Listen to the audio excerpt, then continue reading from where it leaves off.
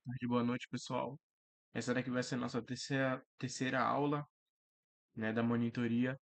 Eu vou falar um pouco sobre algumas das classificações incertas dentro de Animalia e eu vou começar introduzindo o sub-reino Parazoa, ou seja, eu vou falar inicialmente sobre as esponjas, que a primeira aula vai ser sobre a fisiologia, morfologia das esponjas.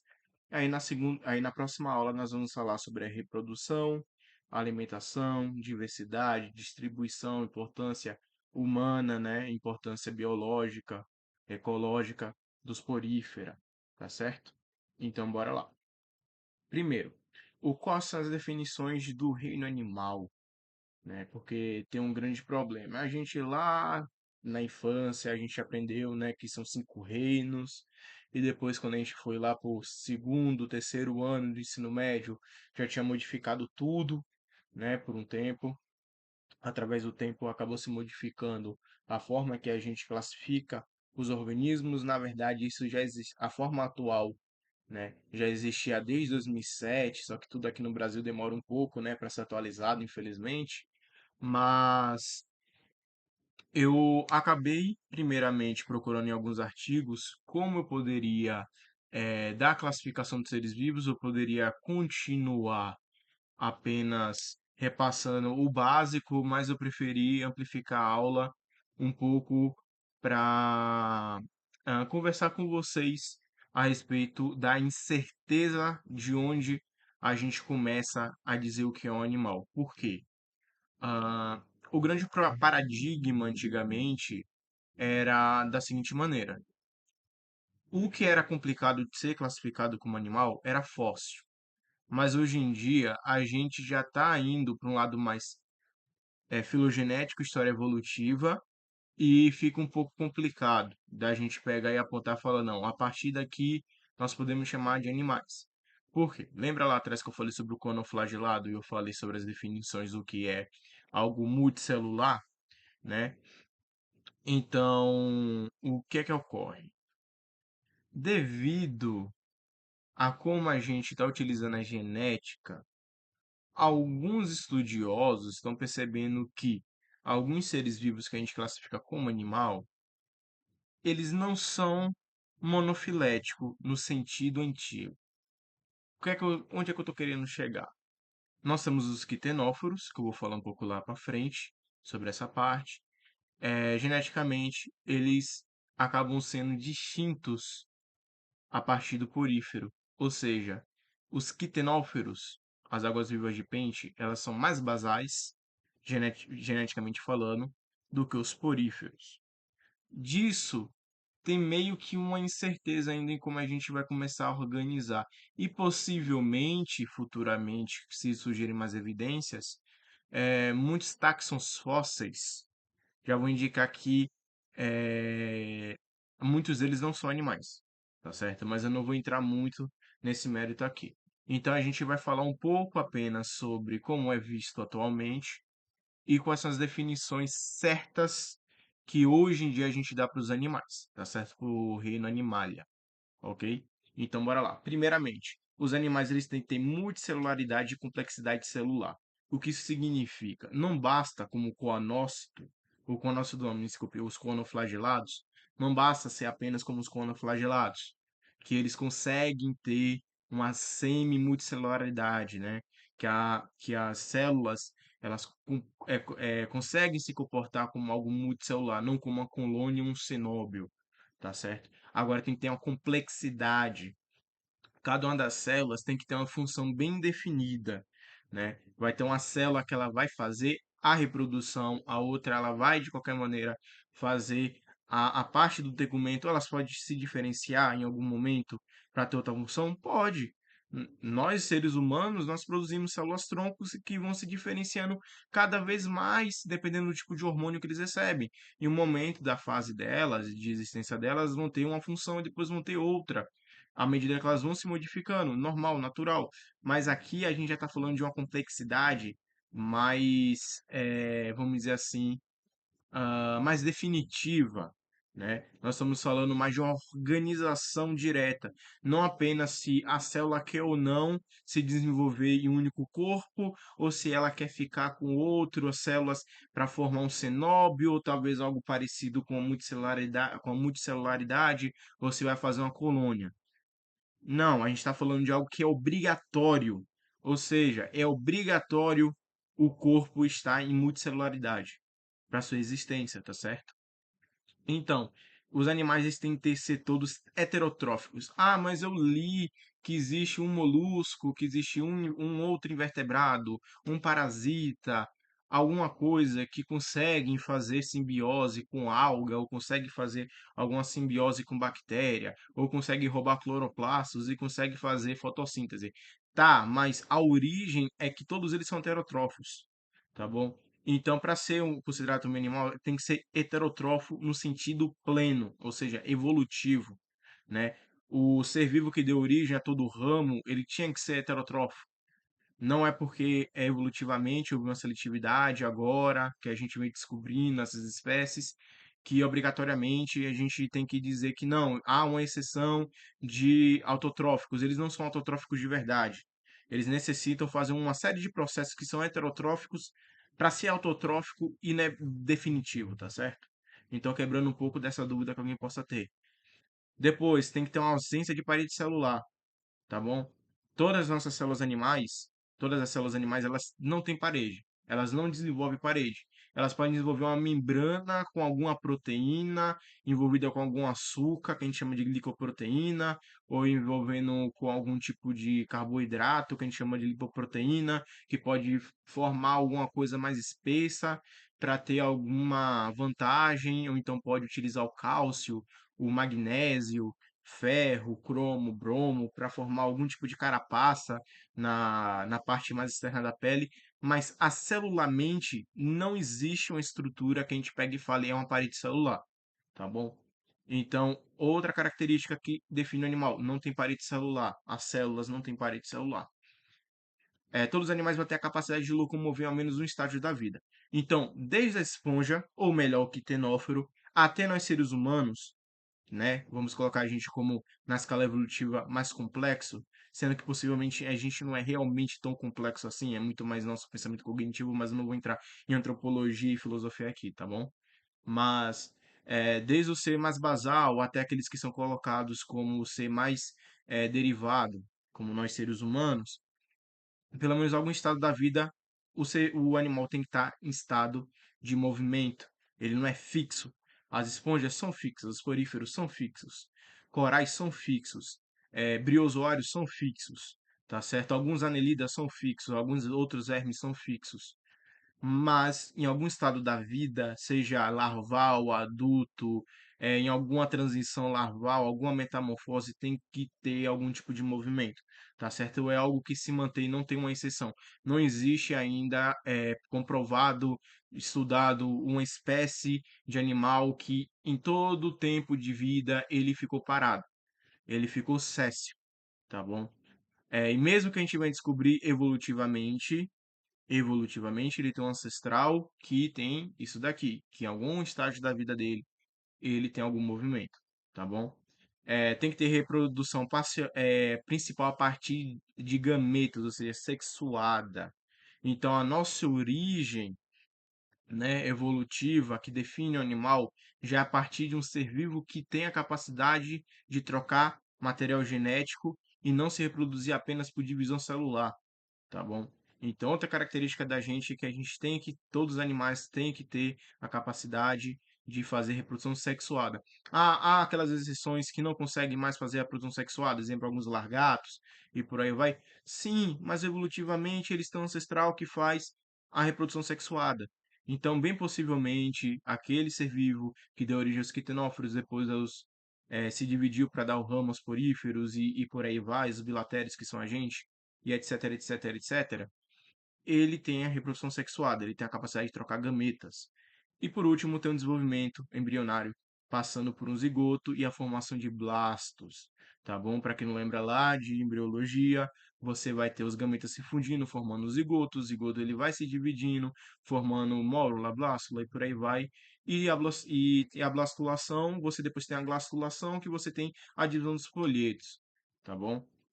Para quem lembra de embriologia, essa daqui é uma das características mais definitivas, porque vocês vão ver os outros multicelulares, como fungos, não tem isso daqui. Planta é algo bem parecido, mas não tem a mesma origem, tá bom? Continuando, tem o sistema nervoso, aí que a gente vai falar um pouquinho sobre isso um pouco lá mais para frente. Possui matriz celular com colágeno, tá certo? Então, o que a substância que acaba conectando todas as células é o colágeno, é um tipo de proteína misturada com algumas outras substâncias, tá certo? Aquilo que dá elasticidade à nossa pele é o colágeno. Nós produzimos, todos os animais têm que produzir colesterol. Colesterol ele é uma molécula lipídica, né? Utilizada como percussor de alguns hormônios. Ele pode ser utilizado como hormônio, como eu tinha falado lá atrás, na nossa membrana celular, ele é utilizado para aumentar a anfipatidade, para aumentar a capacidade da parte interna da membrana ser mais apolar possível e ainda de dar estruturação, né, para o movimento da nossa membrana celular, tá certo? E alguns fósseis possuem traços de colesterol, porque o colesterol é uma substância um pouco difícil de ser degradada e molecularmente ele deixa alguns traços de carbono, né, e alguns outros elementos radioativos que a gente consegue detectar em alguns fósseis. Então, alguns fósseis a gente sabe que realmente é um animal por causa do colesterol, tá bom? E por último, com a exceção de parazoa, ou seja, com exceção dos poríferas e dos quitenóforos, possui um gene ROX. Na verdade, sobre essa parte do quitinóforo, eu ainda vou pesquisar um pouco, eu não sei exatamente se não tem mesmo o gene ROX. O que é o gene ROX? A gente vai falar isso mais lá em quinidade. Os genes ROX, eles são capazes de coordenar o teu corpo a se dividir da forma correta. Então o Gene Rocks vai falar, olha, aqui vai ter que surgir uma cabeça, e essa cabeça tem que ter esse órgão.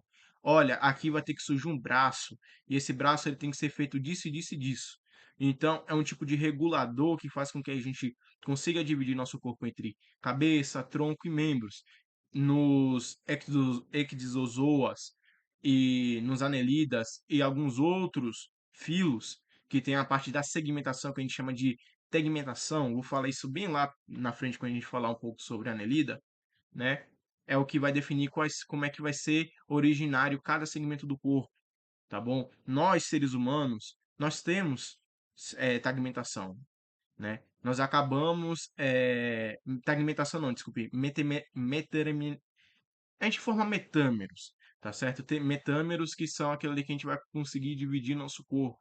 Então, praticamente, o gene ROX, ele acaba sendo sempre coordenando o teu corpo a se dividir em, vamos dizer assim, em cápsulas e sempre definindo o que é que vai surgir a partir daquelas cápsulas, tá bom? Mas eu vou falar isso bem lá para frente, quando a gente falar de quinidários e depois de bilatéria, tá bom? Pronto, então bora lá. Aí que tá a classificação, né? Nós temos aqui a Poicozoa, que tem os cronoflagelados, e os Animalia. E dentro dos Animalias há a separação. Esse estudo aqui, ele é de 2020. Eu tentei achar algumas atual, achei em 2023 que só estava defendendo isso daqui. Talvez agora no final de 2025, lá para 2026, 2027 e por aí vai, talvez surja mais trabalhos voltados a defender essa teoria, essa hipótese no caso, ou qualquer outra hipótese, tá bom? Essa hipótese aqui de que em Animalia os Quitenófora não são parazoários, né? Não são Paraxozoa, é defendida por uma série de genes reguladores e genes estruturais que os porífera possuem com os placozoa, com os quinidários e os bilatérios, né? E Quitenófora não possui esses genes. Aí o que é que vai acontecer? Os quitenófora, né? Ou eles por algum motivo perderam esses genes, ele foi deletado, ou foi mutado de um jeito que a gente não consegue rastrear geneticamente mais, ou eles se diferenciaram do ancestral comum entre quitenófilo e todos os outros animais. Eles desenvolveram primeiro do que os quinidários o sistema nervoso e ficou por isso. Ah, o que é que defende isso? Como eu já falei, análise genética, tá bom? Então, o que é que significa bentozoa? São animais do fundo do mar, ou seja, aqui já está dizendo a origem do ramo, né? A origem do clado. Os bentozoários eles se originam de seres que se fixavam no substrato marinho. São animais bentônicos. Quem conhece um pouco sobre, principalmente, biologia marinha, acaba sabendo um pouquinho sobre isso daqui, né? Já tinha já até sacado um pouco. Então, bora lá. Continuando, aí a gente tem o clado dos parazoários. Parazoários vem do termo de próximo animal ou quase um animal. Então, antigamente a gente tinha isso de parazoários e eumetazoários, né? No caso, os eumetazoários sendo os verdadeiros animais. Por quê? Antigamente se defendia que, para você ser um animal, realmente um animal, você deveria ter a capacidade de gerar tecido. E é isso daí que a gente vai falar lá na frente, o que é que a gente define o que é um tecido verdadeiro e não verdadeiro, tá bom? Só que esse termo parazoário, ele colocava porífera, placozoa, uma série de outros filos e de alguns seres vivos que eram considerados filos únicos, mas com alguns estudos foram realocados, e um filo extinto chamado de Arcoeocita, tá bom? Que são esses seres vivos aqui extintos que hoje em dia só tem fósseis. Eles são muito, muito, muito parecidos com os poríferos, mas histologicamente, vamos dizer assim, histologicamente, né? Quando fizeram as análises tomográficas utilizando ressonância magnética e alguns tipos de radiação, perceberam que eles têm estruturas muito mais simples do que os poríferos e bem possivelmente eles são bem antes dos poríferos. Então, esse termo parazoário, ele ficou em desuso, porque demonstrou que é um grupo parafilético. Lembra lá que parafilético a gente coloca um ancestral comum, alguns descendentes, mas não todos os descendentes daquele ancestral comum. Então, como a gente estava tirando eumetazoários e possivelmente esses caras aqui, ou eles são mais antigos ou até mais atuais do que os poríferos e foram extintos, né? Mas eles tinham uma série de modificações únicas deles, porque a gente tem que ver a análise genética para concluir alguma coisa mais concreta e fóssil não tem genes.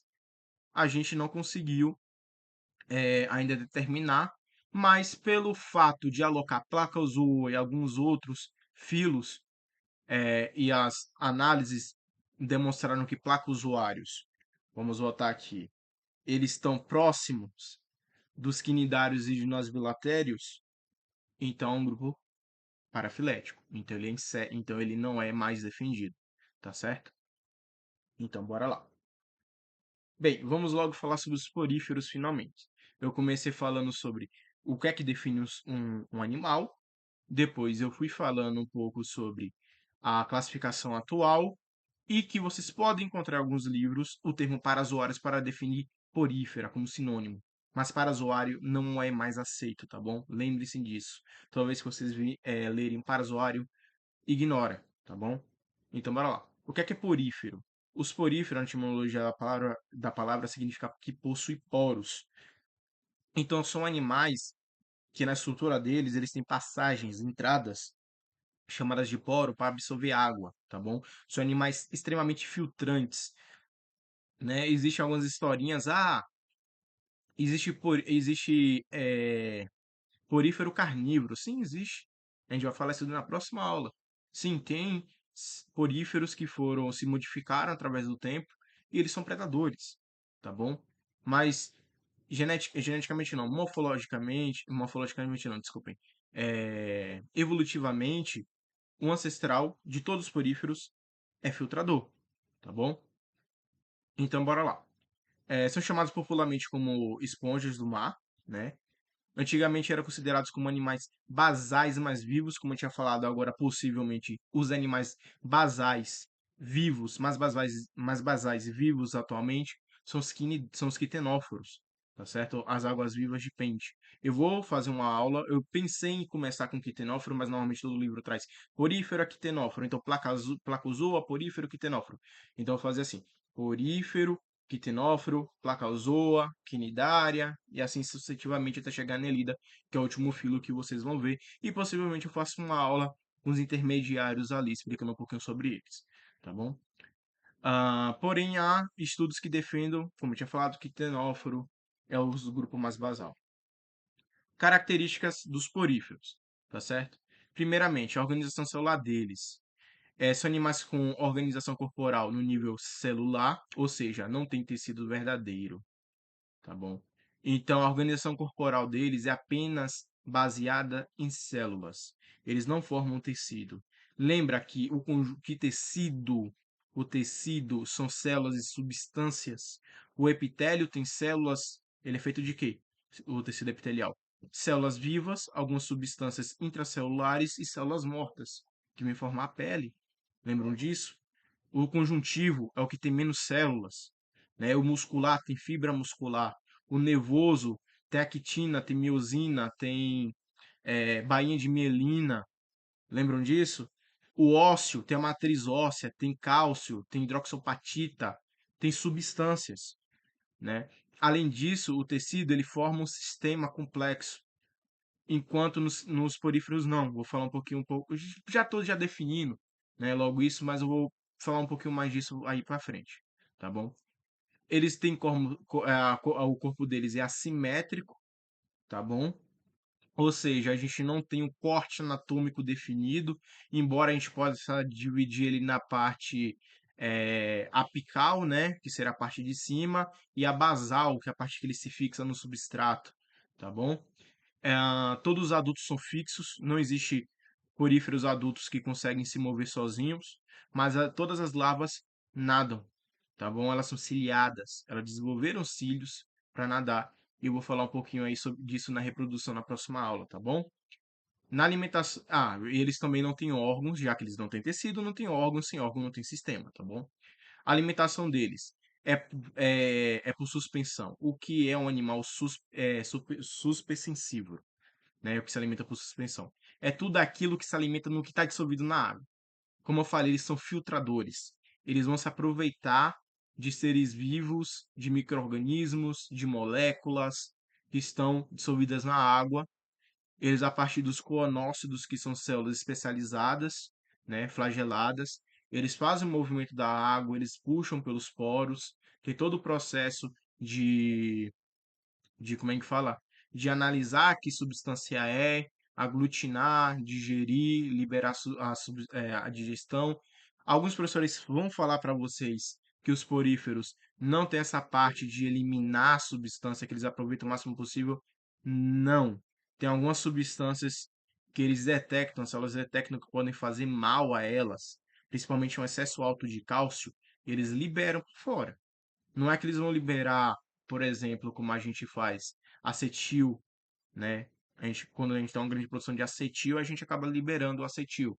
A gente tem alguma fermentação alcoólica, láctea no nosso corpo, a gente consegue liberar o excesso. A gente tem uma grande quantidade de nitrogênio no corpo, a gente acaba é, fazendo ácido úrico e liberando. Eles não fazem isso, eles não querem, eles querem aproveitar o máximo possível, sempre degradar, utilizar um monte de enzimas para formar o esqueleto deles. Se não é bom para a fisiologia deles, não é bom para o estado, né, de vida deles, eles acabam tentando anexar ao esqueleto. Se eles não conseguem formar uma espícula, que eu vou falar sobre esqueleto ainda nessa aula, eles acabam liberando para o sistema, né? Eles acabam liberando de volta para o oceano, tá bom? Então, bora lá. A estrutura esquelética possui uma camada intermediária, chamada de mesorrilo, né? Eu vou falar um pouco sobre ela. E eles possuem células móveis nessa parte do mesorrilo, e eles possuem um esqueleto que pode ser formado por carbonato de cálcio, sílica e colágeno, tá bom? Eles não têm nervos, como eu tinha falado, não tem nenhum tipo de sistema. Por causa disso, as células elas são comunicantes quimicamente, tá bom? Elas conseguem se comunicar uma entre a outra a partir de liberação de algumas substâncias que viajam pelo mesorrilo, tá certo? E o opérculo é a abertura na parte de cima, que eu vou falar um pouquinho sobre ele, que sai a água.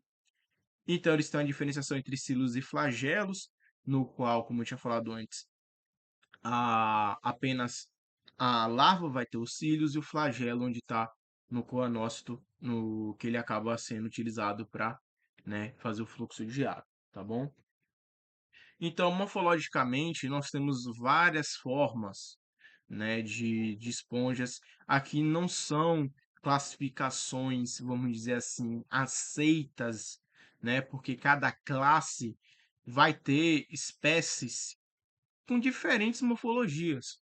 Então, isso daqui era uma morfologia utilizada antigamente, quando a gente pegava. Essa classificação morfológica era utilizada antigamente, quando a gente só usava morfologia. Então, a gente tinha a separação das esponjas a partir do formato que elas tinham. Aí depois foram vendo que a gente tinha uma diferenciação nas espículas, no esqueleto, na forma que é organizado internamente elas, que eu vou falar um pouquinho aqui para frente, né? Então, todas essas coisas, assim, tipo, forma de vaso, forma de almofada, forma de coral, a forma ramificada, a incrustante. Isso daqui não é mais utilizado, tá bom? Se vocês acharem algum livro antigo, quiserem ler esse livro antigo e tivesse classificações assim, só pensem mais na classificação do formato. Ah, essa espécie tem um formato vasiforme, porque está dizendo, olha, normalmente ela vai ter esse formato em forma de vaso. Só isso, mas isso não cabe na morfologia real, né? É muito mais parecido com plantas, né? Que a folha vai ter uma morfologia, o caule vai ter uma morfologia, né? Mas isso daí não adere para todas as espécies do clado, a todas as espécies próximas a elas, tá bom? Não é algo definitivo para o grupo inteiro, tá certo? Então, bora lá. O que é o opérculo? Essa abertura aqui que sai a água, né? Eles absorvem pelos poros e liberam a água para o ambiente. Aqui a representação, o pessoal acaba colocando uma tinta, não é bem uma tinta, é um conjunto de substâncias que não fazem mal a organismo nenhum, né? É uma série de metalóides, né? De sais que eles acabam aplicando com seringa em volta da esponja, ela absorve a água e depois a água sai colorida no opérculo, tá bom? Eu colori mais para azul, aqui a original é meio amarelada, tá certo? Deixei assim azul para ter mais uma aparência assim de água saindo, para vocês compreenderem que aqui é o fluxo de água saindo de dentro da esponja, tá certo? Então, bora lá, as camadas corpóreas, né, a morfologia interna e externa deles. Como eu tinha falado, eles não formam tecido, tá bom? Mas possuem esqueleto, tá certo? Então, elas têm três camadas. Primeiro, temos a pinacodérmica, a parte mais externa, tá certo? Ela possui células chamadas de pinacócitos, que eu vou falar um pouquinho sobre elas no próximo slide. Entre a camada externa e a camada interna, nós temos o mesorrilo, né, com a camada gelatinosa, que ela tem várias espécies, ela tem várias espécies, não, ela tem vários tipos de células que viajam por ela. É nela que há a comunicação que eu tinha falado antes, química, de uma célula para outra. É nela que há a parte de defesa da esponja, é nela que há a parte de reprodução na esponja, é nela que há todo a parte de crescimento, de formação de esqueleto, de espícula, toda a parte de digestão, de excreção, tá certo? É aqui que funciona, aqui é como se fosse a matriz, né? Como se fosse a parte vamos dizer assim, o sistema hematopoético delas. Mas, obviamente, isso não é sangue, tá bom? Então, as células que estão aqui, ou melhor, as células que entram aqui, elas podem receber uma série de hormônios, ou então elas podem perder algumas substâncias, podem fazer uma troca, né, de substâncias e acabar se diferenciando e se tornando outras células. Isso a gente chama de células totipotentes. Todas as células da esponja conseguem mudar de forma em qualquer estado da vida dela. Se tem, sei lá, um coanócito aqui, esse coanócito aí está precisando de célula de defesa. Um dos coanócitos sai, ele se modifica e vira uma célula de defesa. Ou então está precisando produzir mais espícula, tem muito coanócito. Esse coanócito entra, se desenvolve uma célula que produz espícula. Então, a esponja tem uma grande vantagem evolutiva. Como ela não tem um sistema complexo e como ela não tem a necessidade de formar tecido e as células ficarem naquele estado para sempre estar em estruturação, ela consegue diferenciar as células dela de acordo com a necessidade do corpo dela, tá bom?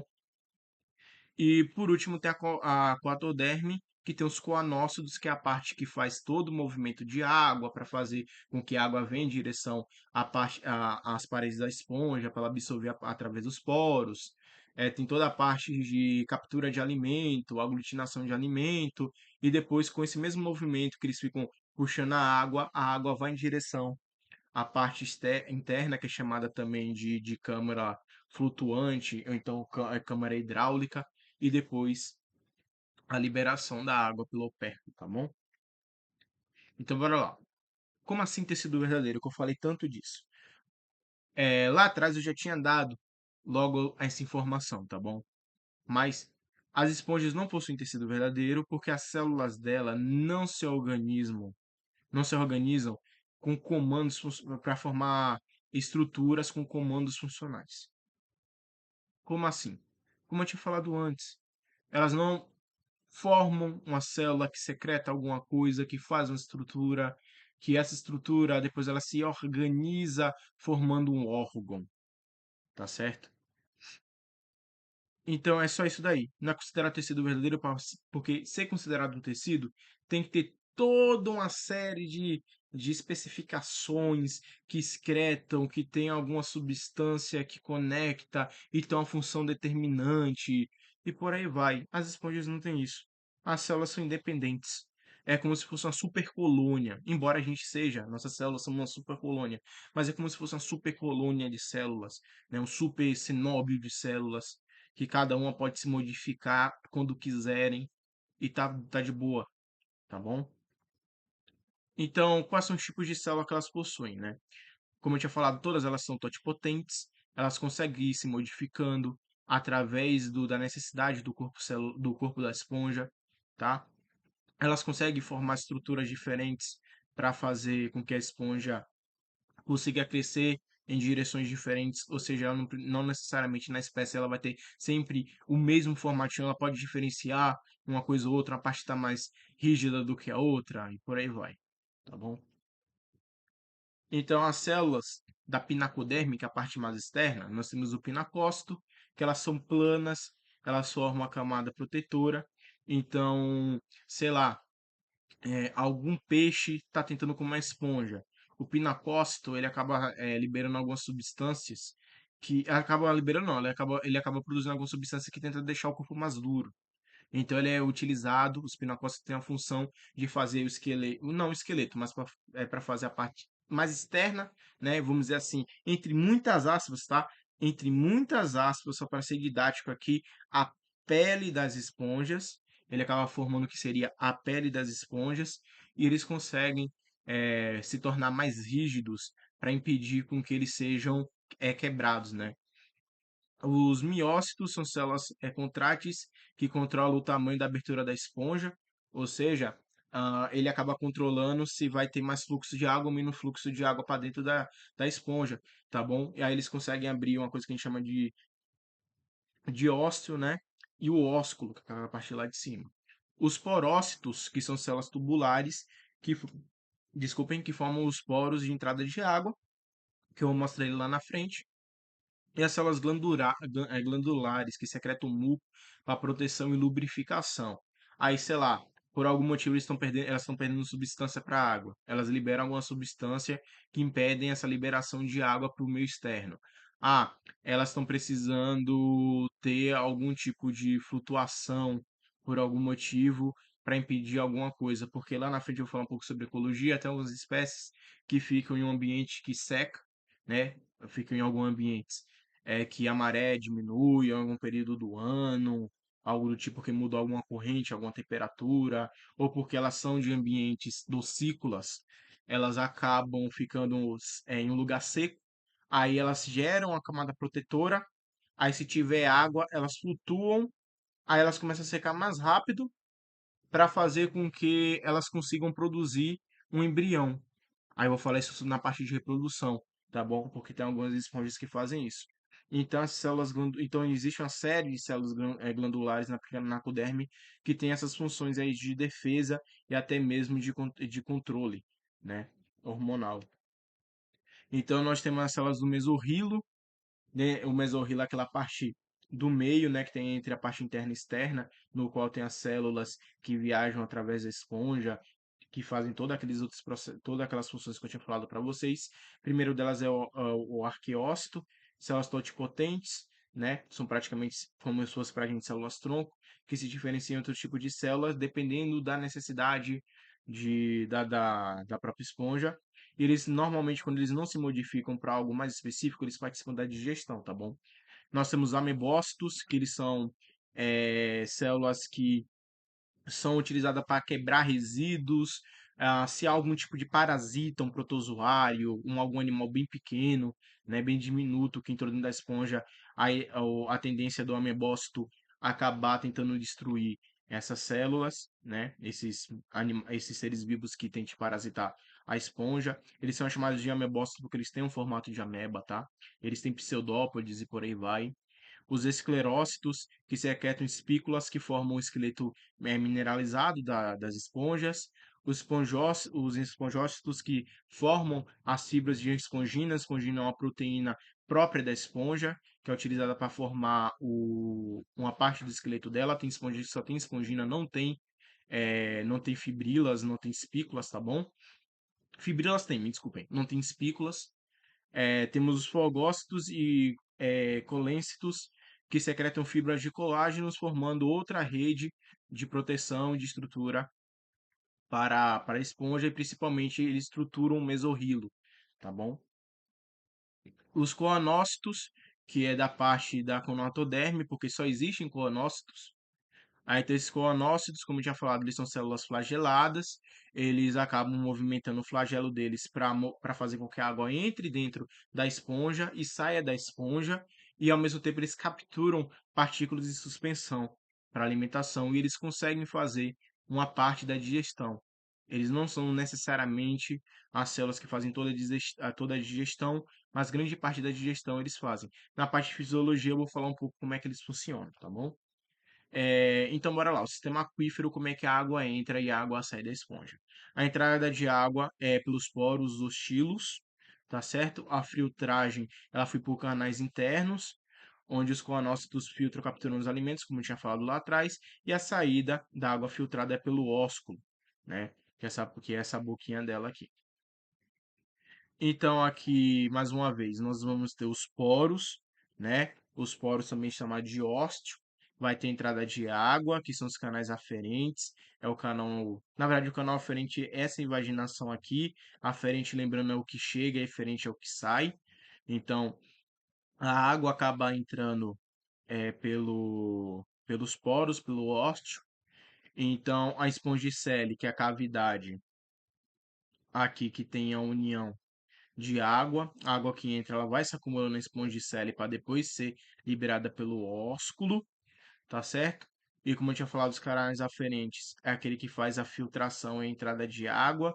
São essas câmeras aqui que vai fazer a parte de como é que fala, de fazer um fluxo de água.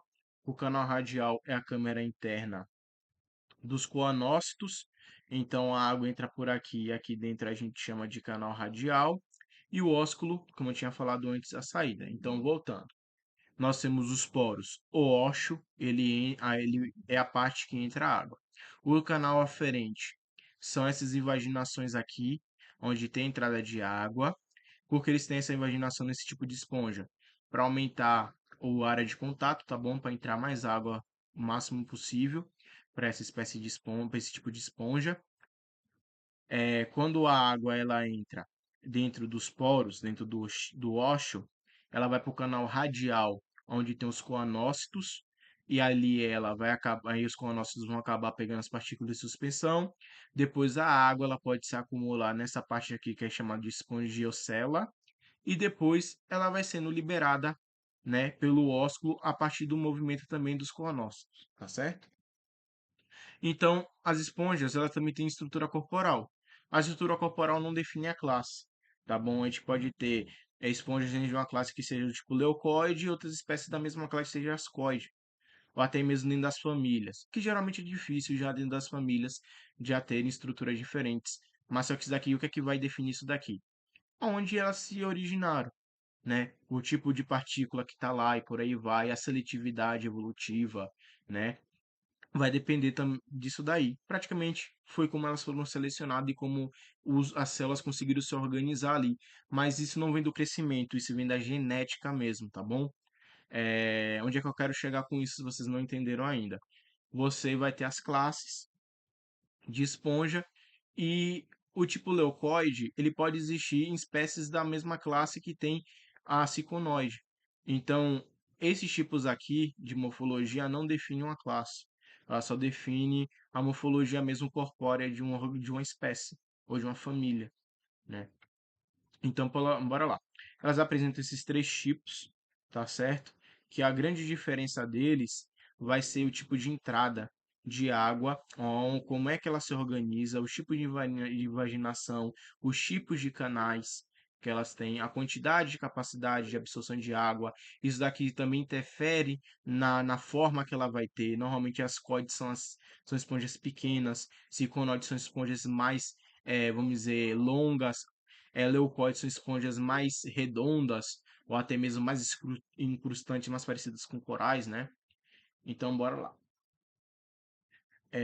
O tipo ascoide, nós vamos ver aqui, ó, os poros, os coanócitos, os pinacócitos. Eles não vão ter esses canais radiais, né? Porque só tem os poros, né? Com a entrada de água. Aqui não tem câmaras, ela é bem direta. Então, por isso que as espécies que têm essa morfologia asconoide, elas vão ser muito pequenas, vão ser muito simples. Normalmente elas existem naqueles clados mais basais, tá certo? A ciconoide, ela já vai ter essa invaginação para aumentar a área de contato, tá bom, da água. Eu já falei bem dela, né? Um pouquinho lá atrás. Eu escolhi essa porque acho que é um pouco mais fácil de compreender do que a próxima. E temos as leuconoides, que agora elas vão ter as câmaras vibráteis. Que as câmaras vibráteis, elas chamam assim porque elas são meio arredondadas e elas vibram mesmo. Tem um estudo que mostra o tipo de frequência ondular que elas fazem. Essa é uma vibrátil que tem vários conócitos se movimentando. Aí então acaba fazendo a vibração de água. É apenas isso. Mas vocês percebem que ela tem uma área de contato muito alta. Então isso permite com que elas sejam enormes. Elas conseguem absorver mais elementos químicos da água, mais substâncias, tá bom? Por causa disso. Então aqui é a outra representação, olha só como as leucóides normalmente são, as silconoides normalmente são, as conoides normalmente são, e aquelas seriam bem diminutas, bem pequenininhas, tá bom? Não é obrigatório, não é obrigatório. Há esponjas com morfologia asconoide grandes, tá certo? Isso não é obrigatório. Então vamos falar um pouco sobre o esqueleto e sustentação. No esqueleto delas, elas têm espículas e fibrinas de esponginas, tá bom? Fibrina de esponginas ou fibras de esponginas. Me perdoe aqui sem querer apertar o ESC de novo. Vou ficar um pouquinho longe do teclado para que isso não aconteça. Então tá. Nas espículas, tá certo? O que é que ela vai fazer? A célula, ela produz a espícula, as espículas elas se conectam e elas formam uma estrutura meio pontiaguda. Para que vai servir essa morfologia mais pontiaguda? Um pouquinho de defesa, mas não é bem isso que ocorre. Porque é que elas ficam um pouco pontiagudas? Porque normalmente vai ser utilizado cálcio, carbonato, silício. E normalmente esses elementos, quando eles formam sais, a tendência é que eles formem cristais. E normalmente os cristais têm essa estruturação mais pontiaguda. Mas isso acaba sendo o quê? Vantajoso. Porque tendo uma estrutura pontiaguda, dificilmente animais vão querer se alimentar das esponjas. E dificilmente espécies de parasitas vão conseguir se aderir na parte interna da esponja. Então, isso acaba sendo meio que uma forma de defesa. Além disso, como eles têm esse formato de cristal, eles conseguem ter uma forma mais rígida, mais resistente, com menos capacidade de serem dissolvidos com a água, ou seja, diminui a necessidade da esponja sempre estar refazendo os cristais ou recolocando minerais neles, tá bom? E também a estrutura ajuda muito a manter, né, a forma da esponja. Então permite que elas sejam maiores, tá certo? E as fibras de espongina, que são proteínas, são proteínas que têm sim uma boa parte da sua composição de alguns minerais. Elas acabam fazendo como se fosse uma teia dentro do mesorrilo, sustentando o mesorrilo. Há esponjas que não têm espículas, tá bom? Mas não tem esponja que não possui espongina, que não possui fibra de espongina. Se existir, é uma boa exceção, mas pelo que eu pesquisei, não há. Pode existir? Talvez exista, mas pelo que eu vi até agora nos livros que eu coloquei na referência, eu não achei, tá certo? Não achei nenhuma citação. Em todos eles só falava, existem esponjas sem espículas, tá certo? Então aqui temos as espículas. Falei um pouco sobre a função delas. Elas podem ser feitas de carbonato de cálcio e dióxido de silício, né? Ou seja, vidro, tá certo? Normalmente o vidro é, vamos dizer assim, um trióxido de silício, que seria o silicato. Mas normalmente é a sílica mesmo, o SiO2, né? O dióxido de silício. E elas vão ter uma classificação de acordo com a quantidade de pontas, de acordo com a estrutura que ela tem. Isso daí já é aquela coisa mais de ser mais específico, né, que o biólogo sempre tem. Alguns professores, eu já vi alguns professores, alguns alunos criticar isso daqui, mas eu acho necessário. Porque isso daqui dá mais aquela coisa do Lamarck mesmo de estruturação, né, de etiquetação, saber como é que fala, nomear as coisas para falar, para sempre conseguir separar e saber sempre do que a gente está falando. Você falar, a espícula com ponta tal, poderia ser melhor do que isso daqui? Não, porque aqui só está na língua. Então, se vocês pegarem a maioria desses nomes aqui, vocês conseguem traduzir e vocês chegam onde vocês falariam. Tipo assim, aqui seria de ponta simples. Aí talvez esse nome significa ponta simples. Eu não sei se significa, mas normalmente vai ser daí, porque a gente só não fala latim mesmo, tá bom? Mas elas vão ter essas divisões pela quantidade de pontas que ela tem, né? E pela morfologia que elas vão ter, né? Se elas convexas, concavas e por aí vai. E a função um pouco delas também é o que nomeia elas, tá certo? E temos as fibras de espongina para finalizar, né? Elas são unidas como feixes. Eu tentei achar imagens melhores, mas as melhorzinhas são esqueletos de esponja. Então, olha lá, olha aqui. Aqui tem tanto espículas como fibrilas. Aqui é uma esponja de vidro, que lá na classificação a gente vai falar um pouquinho sobre elas, né? E a cada classe, se não me engano, cada classe e algumas famílias, que aqui é uma família, elas vão ter, né, fibra de espongina feita de substâncias diferentes, tá bom? E a função principal delas é que elas são elásticas, elas dão suporte, elas dão meio que uma flexibilidade com a esponja, né? Aí vai depender da espécie. Elas são algumas espécies são substituídas, algumas espécies não têm espículas, elas acabam substituindo totalmente, né, as espículas por algum motivo seletivo. Talvez ficou mais fácil para aquela espécie, ou ficou mais viável para aquela espécie energeticamente produzir mais fibrina, né, mais espongina, do que produzir as espículas. Vai saber. Talvez o ambiente não tinha tanto evolutiva na história evolutiva daquele grupo, daquela espécie, não tinha tanta substância, tanto sal dissolvido na água, né, tanto silício dissolvido na água, ou tanto oxigênio dissolvido na água, que para eles foram é, mais fácil, né, produzir uma maior quantidade de proteína do que uma quantidade de espícula, tá certo? Então aqui, dentro dessa família aqui, Demospongine, Pongii, na verdade, Desmompongii. Elas possuem espículas de sílica e ou fibrilas de espongina. É a classe mais diversificada, né? Eu acabei falando que é uma família, mas na verdade é uma classe. Me perdoem. É porque esse finalzinho aqui. Ah, não, porque não tem um E. Eu cometi esse erro. Me desculpe. Vocês estão vendo que essa temática é chata. Mas é porque aqui era para ter um E. Eu que me confundi um pouquinho. Me desculpe. Então, nessa classe aqui, a mais diversa das esponjas, ela tem espícula de sílica ou de fibra de espongina. A calcária possui apenas espícula de carbonato de cálcio, né? E, ou seja, elas não têm espongina. Aí já me mentiu que eu tinha falado que eu tinha procurado é, espécies de esponjas que não possuírem, que como é que fala? Que não tem que na verdade não tem espícula, mas tem a espongina, mas aqui nós temos um grupo que só tem as espículas e não a espongina.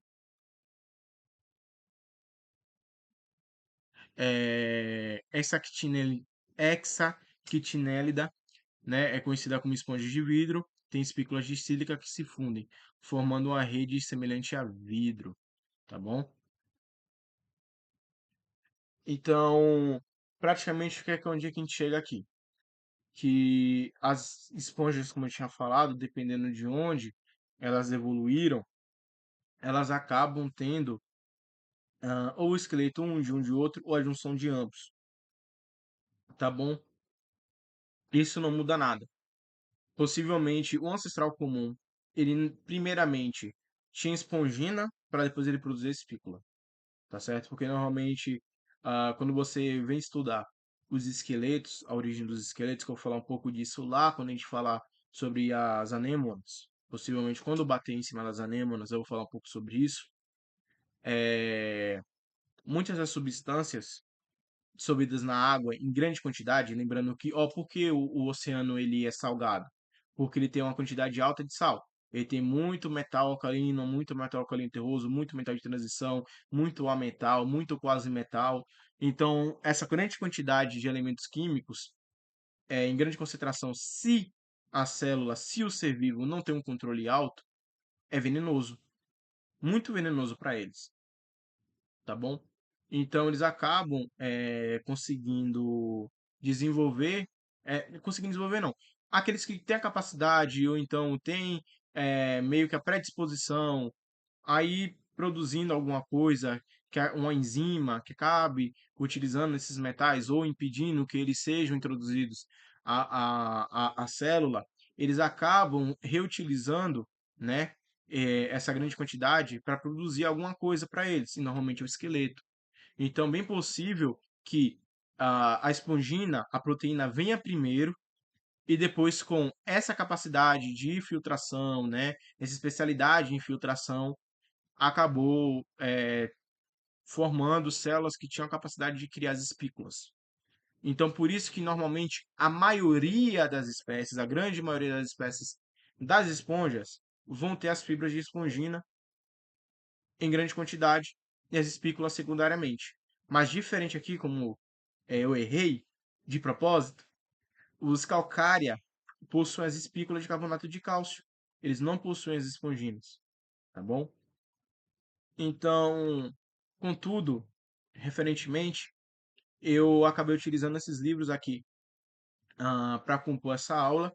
Brusca e Brusca, a terceira edição, eu disponibilizei para vocês. Rupert, lá de 2005, se eu não me engano, a sétima edição do Rupert, infelizmente, não foi mais lançado. Não sei se ele morreu ou se ele se aposentou, não quis mais mandar, não quis mais fazer, né?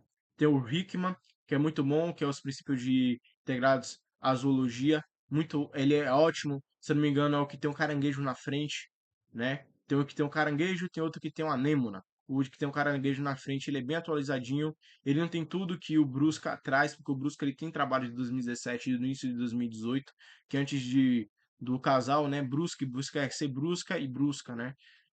Antes do casal lançar esse livro aqui, eles utilizaram alguns artigos de 2018, Morals, né, que aqui vem trazendo a defesa, né, dos quitenóforas saindo dentro dos Eumetazoa e sendo colocados como um grupo mais basal de Animalia, né, até colocando um porífero como não mais basal, e esse daqui é outro artigo que vem defendendo essa tese, né? Essa tese veio lá de 2014 e esse artigo aqui geneticamente defende, tá bom?